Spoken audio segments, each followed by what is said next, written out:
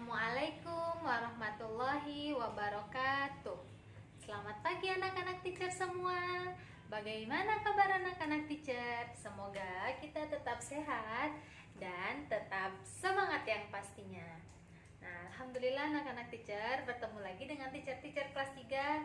Kita dengan tema yang sama, tema yang kelima, subtema yang keempat, pembelajaran yang kelima dan keenam. Ini adalah pembelajaran yang terakhir di tema 5. Baik anak-anak, sebelum kita belajar, mari kita berdoa. Bismillahirrahmanirrahim. Rabbi zidni ilman warzuqni fahman, amin. Selesai berdoa, mari mendengarkan penjelasan dari teacher-teachernya. Anak-anak, kita di pembelajaran yang terakhir ini masih belajar tentang cuaca, musim, dan iklim. Nah, pada saat ini musim apakah yang sedang kita rasakan? Yaitu musim penghujan.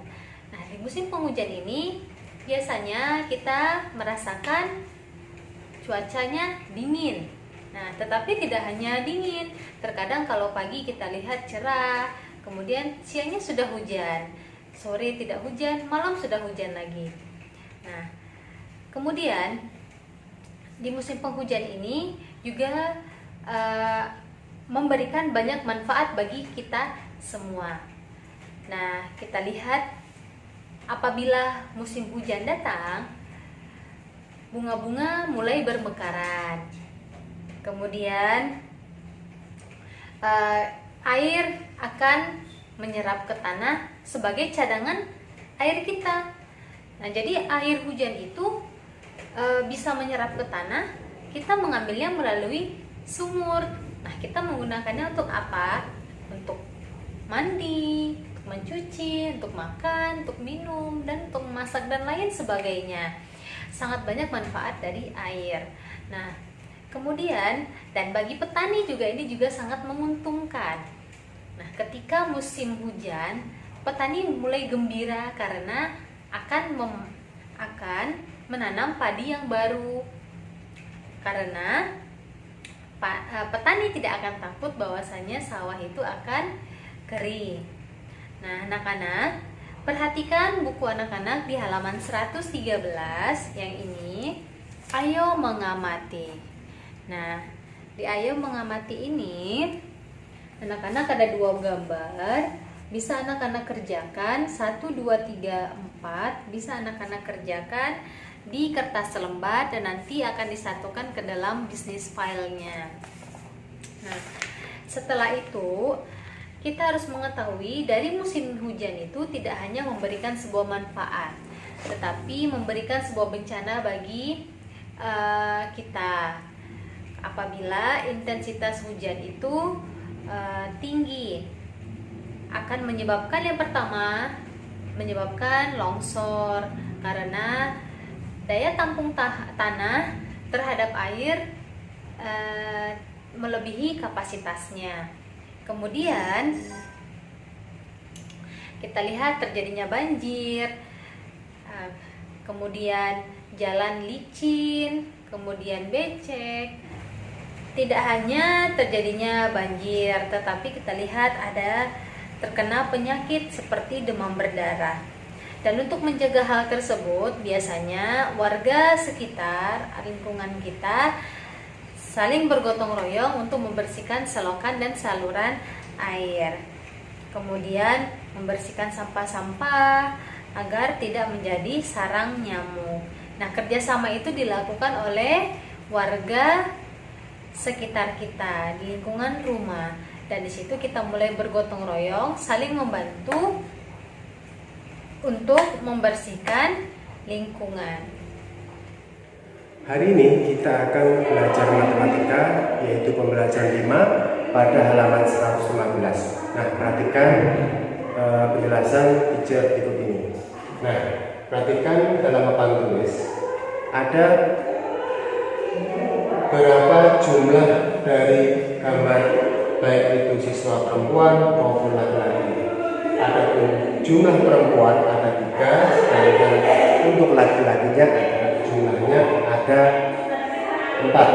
Jadi jumlah keseluruhan adalah 7. Ada 7 orang, baik siswa laki-laki maupun siswa perempuan. Nah, berapa siswa perempuannya apabila dituliskan dalam pecahan? Ada 1, 2, 3. Kalian tinggal tulis 3 per jari utama teman berapa? Ada 7. Nah, sekarang pertanyaannya, berapa siswa laki-laki? Nah, siswa laki-laki bisa kita kerjakan dengan cara berikut ini. 1 kurangi dari 3 per 7 sama dengan 7 per 7 dikurangi 3 per 7 sama dengan 7 dikurangi 3 per 7. Maka 7 dikurangi 3 berapa hasilnya? Adalah 4 per 7. Nah, kalian bisa menulis di sini adalah 4 per 7. Oke. Sampai di sini ada pertanyaan? Nah, sekarang kita belajar tentang pengaruh iklim terhadap pemilihan bentuk rumah. Bisa dilihat bukunya, yaitu halaman 117. Jadi, pemilihan bentuk rumah itu disesuaikan dengan keadaan daerah di tempat kita. Misalnya, tempat kita sering panas, maka pemilihan bentuk rumahnya seperti apa. Dan ketika musim atau iklimnya dingin, pemilihan rumahnya seperti apa. Nah, seperti ini adalah rumah bentuk ketika iklim tropis, yaitu rumah seperti ini menggunakan banyak ventilasi. Tujuannya itu adalah supaya banyaknya udara yang masuk atau pertukaran udara yang banyak, sehingga membuat kita atau penghuni di dalam rumah itu tidak merasa panas karena peralihan udara itu antara keluar dan masuk banyak. Dan tujuannya itu juga bisa mengurangi kelembaban ketika musim hujan. Itu adalah bentuk rumah untuk iklim tropis. Sedangkan bentuk rumah iklim dingin, maka bentuknya seperti ini disebut dengan iglo. Iglo itu biasanya digunakan pada daerah yang bermusim dingin. Kemudian iglo terbuat dari balok-balok es yang disusun membentuk kubah karena suhunya sangat dingin. Iglo tidak bisa mencair. Kemudian juga bisa sebagai tempat tinggal yang nyaman. Jadi bentuk seperti kubah itu bertujuan untuk berlindung dari angin dan hewan buas. Jadi bentuknya itu seperti kubah yang ditutupi dengan balok-balok es yang balok-baloknya itu tidak mencair. Nah, untuk membangun rumah itu, maka dibutuhkan sikap persatuan, yaitu bergotong royong. Jadi, tradisi gotong royong itu masih sering dilakukan. Contohnya itu yaitu ketika pembuatan rumah. Gotong royong tersebut dilakukan dalam acara suka maupun duka. Gotong royong dilakukan dengan rasa kekeluargaan dan mencerminkan sikap persatuan. Sehingga dalam membuat rumah, membuat musola, itu dibutuhkan sikap persatuan, yaitu dengan gotong royong. Selain membuat rumah, contoh dari gotong royong ada juga contohnya seperti membuat masjid, membuat musola, dan membersihkan jalan. Belajar untuk matematika pembelajaran 6. Nah, pada halaman 119. Nah, silahkan kalian simak baik-baik ya. Mari kita simak sama-sama untuk gambar yang ada papan tulis seperti yang di dalam buku kalian masing-masing. Nah, sini diketahui ada jumlah roti sebanyak 16. Ada 16 roti. Nah, 16 roti bagian yang sama.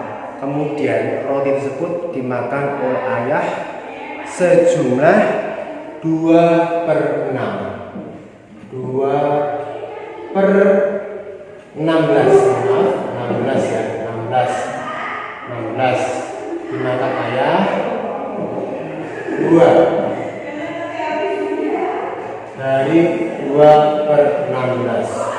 Nah, sedangkan Edi dia juga ikut makan sebanyak 2/16.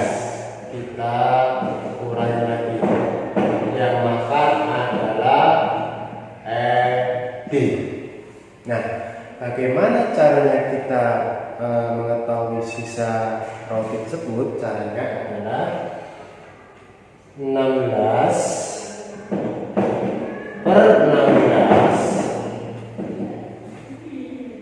dikurangi 2/16 sama dengan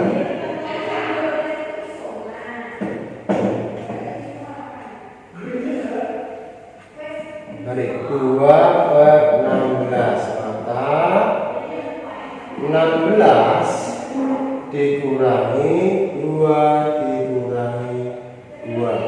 2 dari ayah, sedangkan 2 lagi dari Edi. Nah, kita garis bawahnya kita tuliskan untuk penyebutnya 16.